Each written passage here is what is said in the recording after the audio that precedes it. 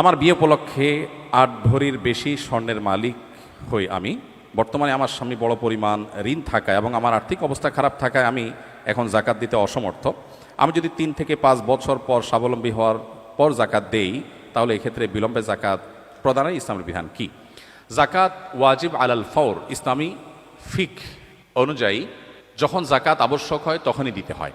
যদি আপনার মনে হয় যে এখন জাকাত দেওয়ার মতো ব্যক্তি আপনি খুঁজে পাচ্ছেন না বা আরও উপযুক্ত ব্যক্তি পাবেন, তাহলে টাকা আলাদা করে রাখলেন, হিসাব আলাদা করে রাখলেন, একটু পরে দিলেন, ঠিক আছে। বাট শুধুমাত্র আমার এখন দেওয়ার মতো টাকা নেই, এই অজুহাতে আপনি জাকাত ২-৪ বছর পিছাতে পারবেন না। আপনার ৮ ভরি স্বর্ণ থেকে খুব সামান্য পরিমাণ বিক্রি করলে কয়েক বছরের জাকাতের টাকা হয়ে যাবে। আমরা বেশিরভাগ মানুষ চাই আমারটা আমার কাছে থাকুক, আমি এক্সট্রা ফাওটা দিয়ে কোনো রকম জাকাত দেওয়ার চেষ্টা করব। অনেক লোক বলে, হুজুর ঋণ পরিশোধের আমল শিখায় দেন। আমি বলি, ঋণ পরিশোধের আমল হলো স্থাবর অস্থাবর সম্পত্তি বিক্রি করে ঋণ দিবেন, এটা হলো ঋণ পরিশোধের আমল। বলে, না হুজুর সেটা না তো, আমি দোয়া চাইছি, দোয়া, একটা দোয়া শিখাই দেন।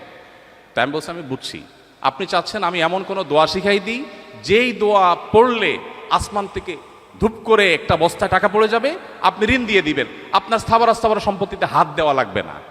আপনি সেই দোয়া চাচ্ছেন। মুহাম্মদ সাল্লাল্লাহু আলাইহি ওয়াসাল্লাম সেটা আমাদেরকে শেখান নাই। তিনি শিখিয়েছেন আমি ঋণগ্রস্ত, আমার সর্বশেষ সম্বল বিক্রি করে তারপরে যখন আমি পারছি না তখন আমি আল্লাহর কাছে, তার আগে এবং তখন আল্লাহর কাছে হাত পাতবো। কিন্তু আমরা চাই আমার সব ঠিকঠাক থাকুক, আমি ফাওটা দিয়ে কোনো রকম জাকাত দেই বা ঋণ দেই। এটা মুসলিম সুলভ চিন্তাধারা বা মানসিকতা নয়। নবী সাল্লাল্লাহু আলাইহি ওয়াসাল্লাম বুখারীর হাদিসে বলেছেন, কিয়ামতের আলামত সমূহের মধ্যে থেকে একটা হলো জাকাতকে মানুষ জরিমানা মনে করবে, দণ্ড মনে করবে, দিতে চাইবে না। জাকাত দিতে পারা তো সৌভাগ্যের, এটা আমার আখিরাতের অ্যাকাউন্টে জমা হচ্ছে, আমি সওয়াব পাবো। তাহলে সেক্ষেত্রে আমার কেন সামান্য অংশ বিক্রি করে দিতে কার্পণ্য হচ্ছে বা দ্বিধা হচ্ছে? এটা করা উচিত নয়।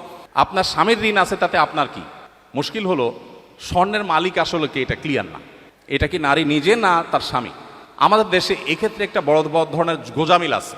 স্বর্ণ দিয়ে দেওয়া হয় মেয়েকে, যে তোমাকে দিলাম, মোহর হিসাবে দিলাম, ইত্যাদি ইত্যাদি।